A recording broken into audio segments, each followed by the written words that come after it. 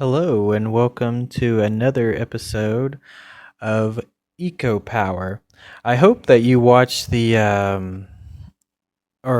watched, but listened to the first podcast of Eco Power because that one's going to kind of give you your overall understanding of how this podcast works. So that way, each individual episode I don't have to re-explain. So hopefully, if at whatever point you discover this podcast, whether it be on this episode or years from now, hopefully you'll go back and kind of check out some of the older episodes, and in particularly the first episode, because like I said, that one kind of lays the foundation and gives you an idea of what this podcast is about and what it's going to be. But I'll give myself a quick introduction, then we'll get started so you don't have to sit through all this boring stuff.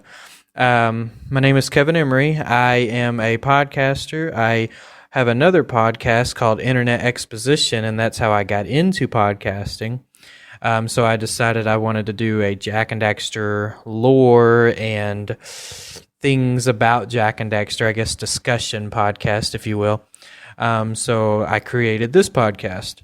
And I also have a YouTube channel if you want to check that out, unless you're already listening to this on my YouTube channel, which may very well be possible. In that case, then definitely check out some of my other videos. And with that being said, let's get started. I always like to start out these podcasts with a trivia question. So the trivia question for today is, what is the full name of the zoomer that Jak and Daxter use in the first Jak and Daxter game? Not Jak 2 or 3, but just the first one. Kira is the one that made it. She calls it a specific name. What's that full name that she refers to it as? If you want to know the answer, and try to figure it out and see if you can remember without looking it up or cheating. But if you want to know the answer, if you can't think of it, I'll give you the answer at the end of this podcast. So you'll have to stick around to get the answer. So in today's episode, or yesterday's podcast, last podcast, that was not yesterday, that was like a week ago. Last podcast, I talked about the genesis, giving you an overall viewpoint of what Jak and Daxter is and kind of how the game starts with that first cutscene, and in particularly some of the first places you explore. And I also talked about some of the mechanics of mostly of the beginning of the game, but I did give you a little bit of the overall mechanics as well. But in this episode, I wanted to get into a little bit more of the nitty-gritty of things and talk about a little bit more of the lore and a little bit more specifics on the mechanics and things like that. So the first area that you approach in Jak and Daxter that you actually get to play in, that is in-game playthrough, is Geyser Rock. In Geyser Rock, there are 50 precursor orbs. Since Geyser Rock kind of acts as your training area, most of these orbs can be found just basically on your trail path as you work your way through Geyser Rock. Like I said, they almost like a coins from Mario, if you will. You kind of think of it in that aspect. They kind of lead you on a pathway showing you where to go. Most of the orbs that you find in Geyser Rock are essentially like this, but there are some that are scattered on to the sides and corners, but you don't have to explore very far to find them. Now, the second item that you discover here are something called power cells. Now, this is your main, most important item that you can. This is like your key item of the game. There are 100, or technically 101, in this game that you will find. And if you want to beat the game 100%, you have to find all 100. You don't have to have 101, even though there are 101. But you have to have all 100 in order to beat this game 100%. Now, you don't have to have all 100 to actually beat the game non-100%, like to get just the standard ending, I guess you could call it. You only have to have 72, but you will have more than 72 because there's a couple of missions that come after you get 72. But you only have to have 72 to access the last area, if you will, before you go to the final boss battle. And so this is the most important item that you can find in the game. There are 4 of them on Geyser Rock. The Geyser Rock, most of the power cells, actually all the power cells here, are basically just laying out in the open. Well, 3 of them are. The 4th one can be found in these red boxes called scout fly boxes. There are 7 in each area. The reason why these scout flies are trapped in boxes is because Kira trained these scout flies particularly to go look for power cells. But the lurkers trapped them into these boxes, so each area you go, there's going to be 7 in each area. And once you collect all 7 from these red boxes, you get another power cell. So that's why I said, all the power cells are basically laying around in this area, except for that one. That's the only one where you actually have to do a little bit of work to actually get the power cell. But the rest of them, as you just progress through the area, you're going to collect the power cells. They're basically just laying around. But this is the training area, so that's why it's like this. Now, Geyser Rock, now in-game obviously acts as a training area, like I said, but Geyser Rock, I always wondered and pondered, I'm like, what exactly is Geyser Rock for in terms of story mode, in terms of lore? I have a theory on this. Now, I want to express that most of these theories in this game are, like I said, just theories. This is not factual evidence. This is just based all on my opinion and my viewpoint of this series. But Geyser Rock, I think it's quite possible that Geyser Rock could be a place that, because you notice there's a warp gate. That's how Jak and Daxter get to Geyser Rock, is through the warp gate activated from Samos's hut, or any other place that has a warp gate. I think one of the reasons why it has a warp gate there is because Samos probably goes here sometimes when he wants some solitude, maybe to meditate or harness eco in some way, or channel eco, I guess. So that could be one of the reasons why he has this here, and story-wise, why this place exists. Evidently, this is where he goes to get solitude. Now, once you complete Geyser Rock, the game sends you back to Sandover Village, and this is where you actually get to play, gameplay-wise, in Sandover Village. Because before you got to see it in the cutscene, now you actually get to play there. As you explore Sandover Village, you will find that there are 50 precursor orbs here, just like in Geyser Rock, but this time there are 6 power cells. So the number has been added by 2, an addition of 2 power cells. These power cells are a little trickier to get a hold of, though. These aren't ones you're going to be able to collect all of them right away. You have to access other areas surrounding in order to get all these power cells. So, but some of these power cells can be activated or collected right away. One cool design by Naughty Dog, I think, is since there are 50 precursor orbs in Geyser Rock and there are 50 precursor orbs in Sandover Village, and in both places these orbs are really easy to get. If you collect them all, you'll have 100, but if you collect even just most of them, most likely you'll have at least 90, which is exactly how many you need to get your first power cell in Sandover Village. Because in Sandover Village, I believe there are 2 people there that you can access, trade 90 orbs for a power cell. I keep swapping precursor orb and power cell together. I don't know why I'm doing that. But the mayor has a power cell that you can trade 90 orbs for, and Jack's uncle, later on renamed as the Explorer for story reasons because of Jak 2. But these are the 2 first ones. So most likely at this point, you're probably going to have at least 90 precursor orbs, and so that's very smart level design on Naughty Dog's part.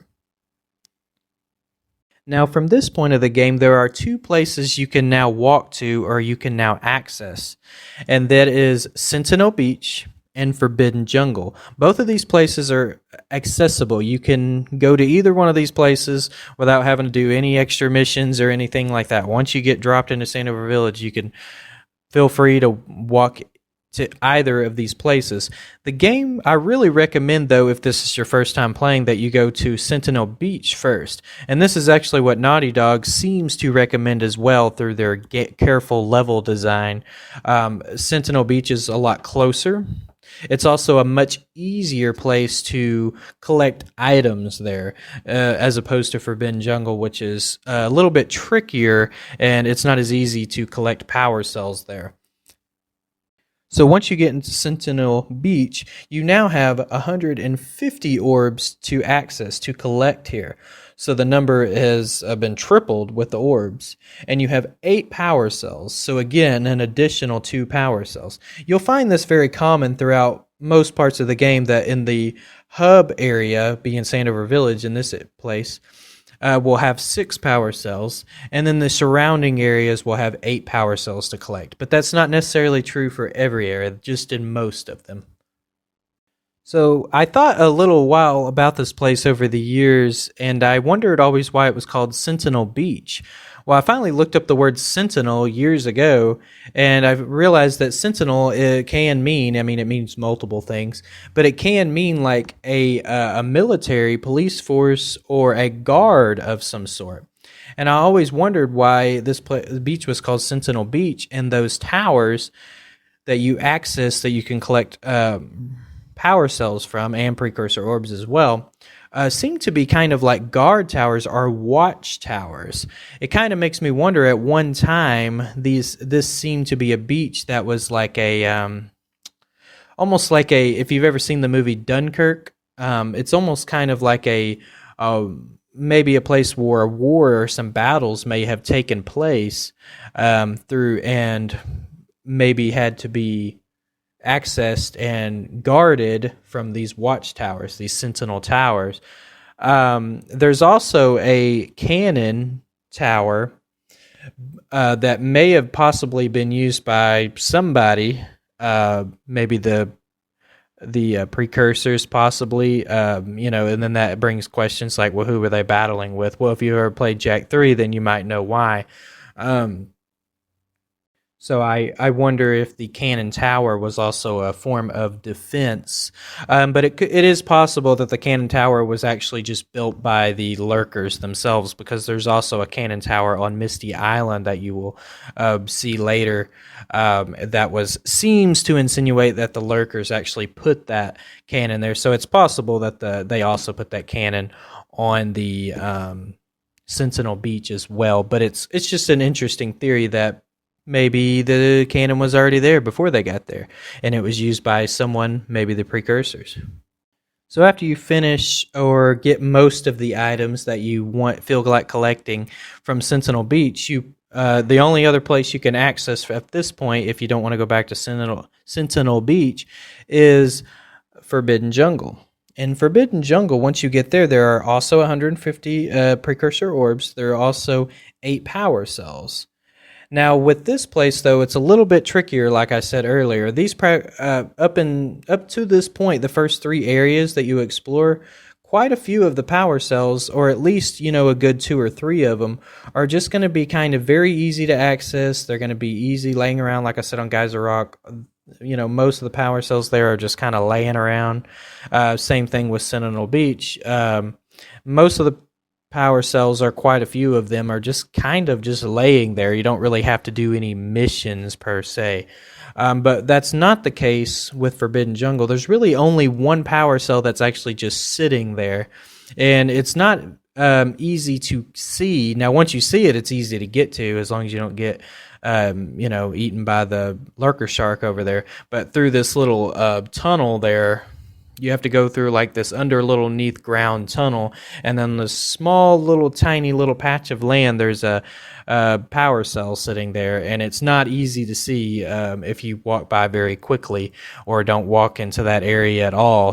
But that's the only one that's just sitting there. The rest of them, you have to access some kind of door, you have to do some kind of mission or something to get that power cell.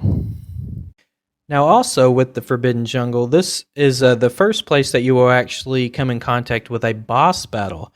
Now, the boss battle is very easy. You're basically just fighting like this lurker plant thing. That's very similar to like a Mario style boss battle.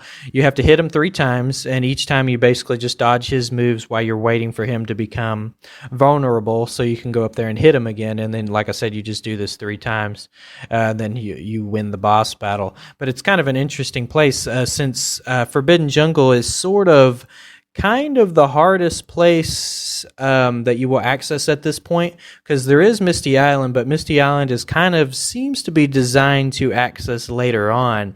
Obviously, once you in Forbidden Jungle, you can help the fisherman access his boat. If you collect 200 pounds of fish for him, he'll let you use a speedboat to go to Misty Island, which I found kind of funny. It seems like Jak and Daxter had access to it once before to get to Misty Island, and it's like, did they get permission from the fishermen at one point, or did they just steal it and go over there? I always kind of wondered that. I'm like, well, they used it before, and now all of a sudden they need permission. I was like, I always wondered about that. But yeah, if you catch 200 pounds of fish for him, he'll let you use his speedboat to go to Misty Island. But Misty Island kind of seems to be a place that is meant to be accessed later after you explore some of the later areas in the game, because Misty Island is quite a bit harder than Forbidden Jungle is. And so it seems like Naughty Dog was intended for you to explore Sentinel Beach and Forbidden Jungle. And exploring these 2 places and at least getting most of the power cells in these places would give you enough power cells to access the Fire Canyon in order to get you to the next place that you need to go. Now, in Forbidden Jungle, there's this place called the Precursor Temple. I've always wondered what this temple was used for. It reminds me of the temple in Jak 2 that they explore when they go into like the area that's kind of close to Haven Forest, and you explore this temple area. You get these 3 one of the artifacts they collect is actually in this temple, and it reminds me of that temple. They look very similar, so it makes me wonder if all over the planet there are precursor temples scattered all over the planet. And so I wonder, what are these temples used for? I'm like, a temple is usually a place you go to pray or meditate to, some kind of a higher being, or God or whatever. And the precursors do seem to be like they're supposed to be like creators or higher beings. I don't know if they're necessarily gods, but they definitely seem to be creators. So it's like, was that a place that people went to pray to the precursors, or was that a place that was for the precursors? That's where they lived. But then again, why was it called a temple? But then again, I guess a temple can be a place where the gods or higher beings could dwell, or at least their presence or their spirit. So I guess it's quite possible that the precursors, that could have just been some of the places they've lived back when they were, roaming around the planet.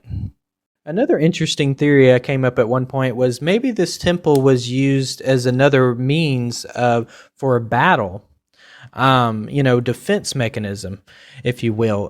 In the Precursor Temple, there is a part of the game where you access a kind of like a giant button, I guess, a switch that Kira tells you about, that when you access the switch, it actually turns on a blue eco vent in Sentinel Beach, which is close to where the Sentinel Towers are, evidently used for some sort of defense mechanism. So it makes me wonder if maybe this was a place that the precursors were watching from their base, and then they were using this switch to access this some of these eco vents on and off whenever they needed them in order to to defend themselves or battle with whomever they were battling with. And so it just kind of makes me wonder. Also, at the top of the temple, there seems to be some type of beam or reflector of some sort, and it makes me wonder if there was a way that they were able to use that as some sort of telescope to see further out, like I said, to watch for when enemies were coming their way and stuff like that. So it just kind of makes me wonder, like I said, that's just a theory that maybe this temple was also not only used as a place to live or a holding place, but it also could have been a base for battle or war of some sort, like I said, in order to access some of these switches. Now, the next place you can get to is Misty Island. Like I said, once you get 200 pounds of good fish from the fishermen. I did say earlier that Misty Island seems to be a place that Naughty Dog kind of wanted you to wait, but if you want to, once you open it up, you can feel free to explore Misty Island. There's nothing prohibiting you, and that's what I love about this game. It's you make your own decisions, decide where you want to go. If you want to wait to go down Fire Canyon, you can. You can go to Misty Island first, or if maybe you didn't get enough power cells, maybe you only got like a couple from each place. Then you might want to go to Misty Island and get a couple more power cells in order to access Fire Canyon. It's up to you. You're the player. You make the decisions. I love that about this game. You don't find that too often in platforming games. Most platforming games, it's even if they're open world, there's kind of like a trail or a path or a mission order that the game kind of requires you to follow, but that's not really the case here. You can pretty much go in whatever order you want once you access these areas. So Misty Island, there are also 150 precursor orbs. There are also 8 power cells that can be found here. When you first get to Misty Island, you might notice something that looks kind of peculiar. There's this giant bone structure that seems to have died, kind of in an upstanding position. Maybe it just, got stuck there, or maybe it just died like that, like some bugs and animals kind of just die in a standing position. So it's possible it could have just died like that of old age or whatever. Or maybe something killed it. You don't really know. Naughty Dog obviously wanted to place this here to kind of give you a sense of death and eerie feeling, kind of a sense of do not go this way, kind of scary feeling. This area reminds me a lot of the elephant graveyard in The Lion King. It makes me wonder if some of the parts of this area was inspired by that movie. But I noticed this thing after playing Jak, through the trilogy multiple times. Once you get to Jak 2, there are these new enemies that you will discover called the Metalheads. And one of these Metalheads are some of them are smaller. Actually, some of them are really, really small, like bug size almost. And then some of them are huge, like dinosaur size. And one of these big ones, they can shoot beams out of their forehead. You can see them it's in Jak 2, but you can also see them in Jak 3. They shoot these giant beams out of their forehead, out of their metalhead forehead there, and they look very similar to this creature that seems to have died on Misty Island. It makes me wonder if this giant creature that died is maybe a metalhead. Now, obviously, when this game was created, the concept of metalheads was most likely not even thought up because of the fact that Jak 2, obviously, most of those concepts and ideas, I think, were thought up after they ended this game. Otherwise, they wouldn't have ended it the way it did. But I like coming up with theories like that because it helps me tie, the first game to the second and third game a lot closer together than they already are. So I like the concept of the fact that maybe this is an old metalhead that, died long ago, ages ago, and now it's just stuck here. There's also another one that you can see when you're riding around on the Zoomer in the water, looking for more. Your main goal there is to knock down the lurkers. They're lurker balloons. But as you ride around, you might notice to the side there's another giant bone structure where some creature of some sort died there. Now, this one looks like it may have been a giant lurker of some sort, but it's quite possible that maybe this was a different type of creature, and it's interesting or kind of fun for me to say that maybe possibly this could be a metalhead of some sort. Another interesting thing about this area is when you get in, you access this precursor door. Now, this is where the first part of the cutscene where Daxter falls into this pool of dark eco and he gets turned into a Otsil I mentioned in the first podcast. You go back to this area, you have to get blue eco, and it opens up the precursor door. And there's this giant ring, like a precursor metal surrounding it all. Like I said, it's a giant ring area. And you climb up these steps, and you can get up to a higher level where this pool or silo of dark eco is just kind of sitting there. But in this area, I always wondered, what was this area used for? It evidently must have been built by the precursors. It's precursor metal. So I'm like, what were the precursors using this area for?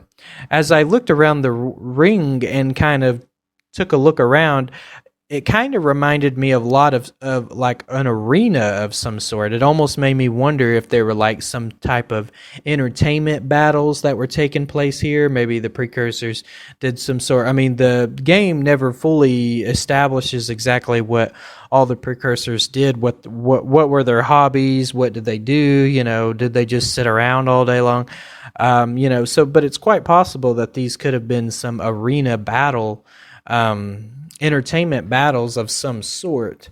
One day when I was exploring through there, I looked down and I noticed in the very center, if you look in the very center of this little ring area, you will notice there, it looks like there's a type of opening with like some precursor patches of some sort placed on top of them, almost like it's holding it shut, like it's a door of some sort that leads into the floor.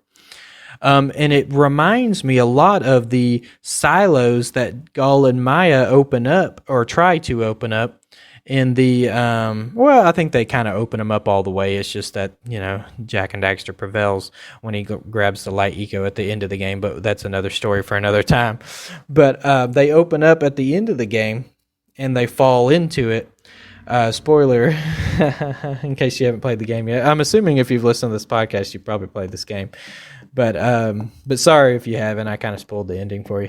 But it reminds me of this silo, and it makes me wonder if this thing was also a silo at, you know, with dark eco or some type of eco rather inside of it, and maybe it was opened and closed at one point, and that's why there's these little latches, it looks like, that are holding it shut to keep it from opening and back up. And this ring around the area, maybe it was something where they rose the eco up for some point or purpose, and then when they didn't need it, they would drain it back into this silo, and that way they could access these doors and stuff. So it makes me wonder if that's what it's for. So the Green Sage Hut area is my second favorite area in this game. One of the reasons why this area is so great is because it's just so much fun to just run around in. There's a lot of good flat land. I mean, there's spots you can jump from place to place too, but there's also a lot of areas that are just kind of flat. I mean, and it makes it a lot of fun to just run around in. And you know, Jak, he's able to do this roll jump thing where he's able to kind of lunge himself forward, and with a lot of this space and flat land, that makes it even more fun to do this. Another cool thing about this place, it's so much fun to run around in, and even if you're not really doing any serious missions or doing any serious gameplay or collection, it's a lot of fun to play even as a little kid. I remember when I first played this game, like I said, I think I was about 11 or 12 when I first played it.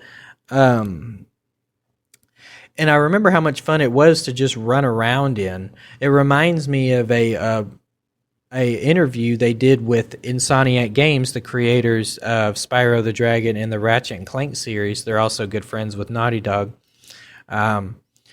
when they asked him one time about Spyro the Dragon, and he was like, one of his purposes for creating that game is he wanted it to be really fun to just run around in. And he said that was actually one of the main feedbacks he got with the game, was people kept telling him it was a lot of fun to just run around, even if you weren't really doing anything. And that's exactly how Jak and Daxter feels to me in this first area, in the Green Sage Hut area and all the areas surrounding.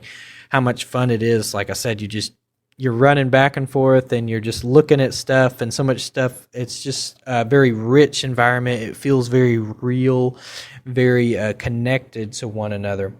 Another cool thing about Sandover Village is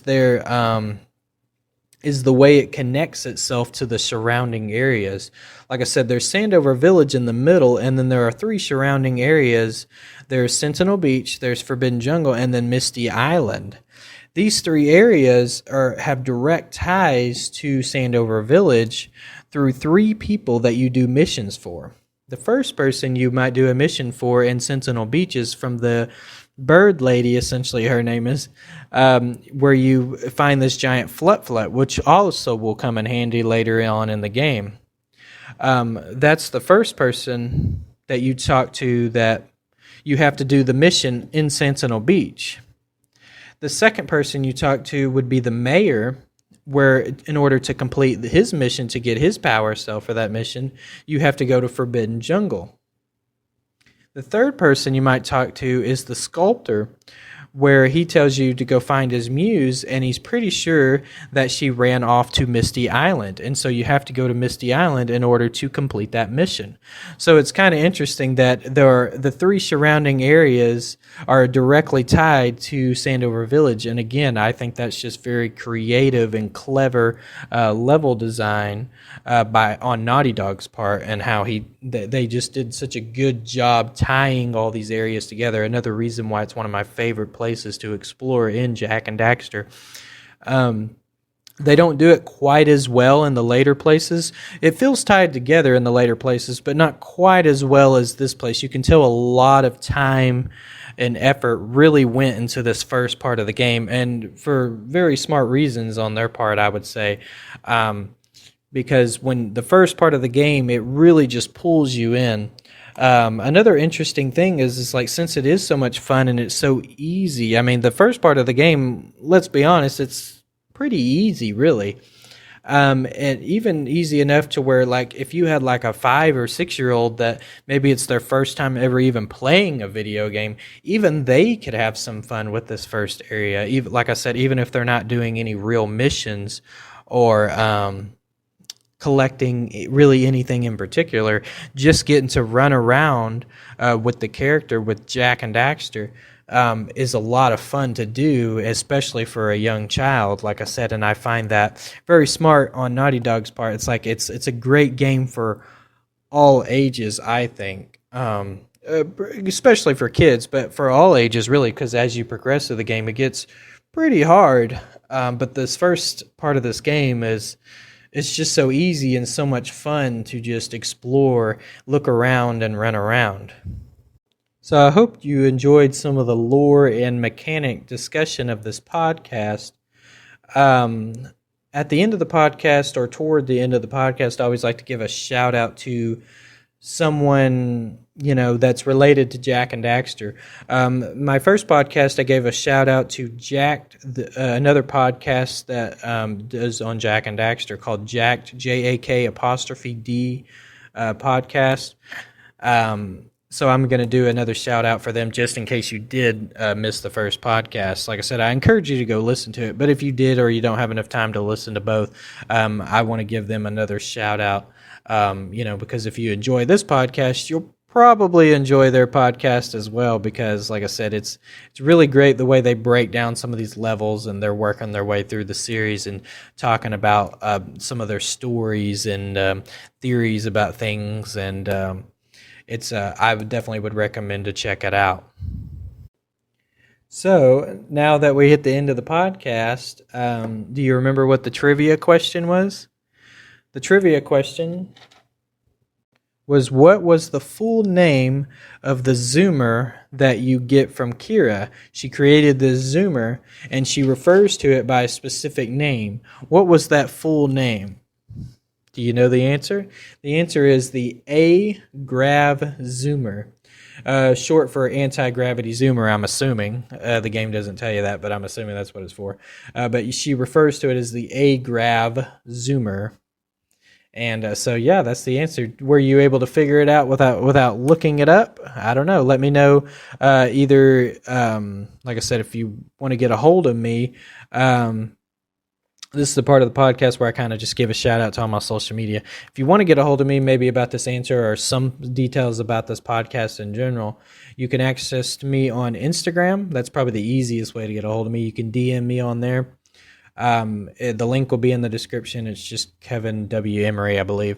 You can also leave a message for me in the description below. There should be a link down there where you can leave a voice message if you want. And if you leave something that I think I might find interesting or of value about some of the stuff in the lore, mechanics, and stuff I went over in this podcast, your message might just be added into the next podcast or a future podcast. So it might be something you might want to check out. Also, some of my other social media, like I said, I also do another podcast called Internet Exposition. I'll leave a link in the description for that as well if you want to check it out. That one is quite a bit different than this one. This one is a lot more presentational. It's about this video game series. But that one is more about internet culture, and it's supposed to feel kind of like a live radio talk show, even though it's not live. It's actually pre-recorded, but it's supposed to kind of feel that way. So it's a different style of podcast. But if you're interested in memes and YouTube and Twitch and things about the internet, then it might just be a podcast you might want to consider checking out. Because like I said, I do tons of discussion on stuff like that. Just know that the structure of the podcast is a little bit different than this one.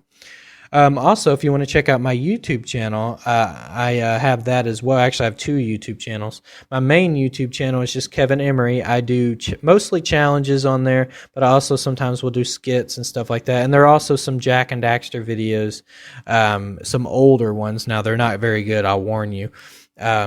Some old Jak and Daxter videos on there that I do some theories and stuff like that on there. If you want to check those out, just know that they're not done very well. These podcasts are done much better, I think. My second YouTube channel is a gaming channel. It's just Kevin Emery Gaming. I haven't done any gameplay on Jak and Daxter, so don't think that you're going to go there and see Jak and Daxter gameplay, but maybe I will one day. I don't have any plans for it right now, but maybe one day I will. But I do have some interesting gameplay on there. Like I said, I don't have a whole lot of videos on there. The only reason why I don't recommend this channel too often, and I may not recommend it every single podcast, is because I don't upload very often on that channel. It's something I really need to get on the ball with. I've got to start making more videos for that channel, but I'm just bad about, like I said, not uploading often enough on there. And so if you subscribe to that channel, just know it may be several months before you even see a video on there. But it might be something you want to check out. But anyway, I hope you enjoyed the podcast. So definitely look forward. I don't have an upload schedule for this podcast. Like I said, with my Internet Exposition, that's a daily show, so I upload every Monday through Friday. But with this one, it's just kind of like whenever I get an idea that I want to talk about with this podcast. So sometimes I may go through spells where I don't really have much to talk about or much to say. So there may be times where it may go by for a few months and nothing will be uploaded. But there also may be times where I'll be doing a lot of uploading. Probably a lot of uploading at first because since it's a brand new podcast, I'm going to have a lot to say. But hopefully you enjoyed it and you'll be willing to subscribe wherever you're listening to this podcast on, whether it be YouTube or another podcast app of Google Podcast or whatever. Hopefully you enjoyed it, and if you did, make sure to stay tuned for the next podcast. I am Kevin Emery. This is Eco Power. And I'm out.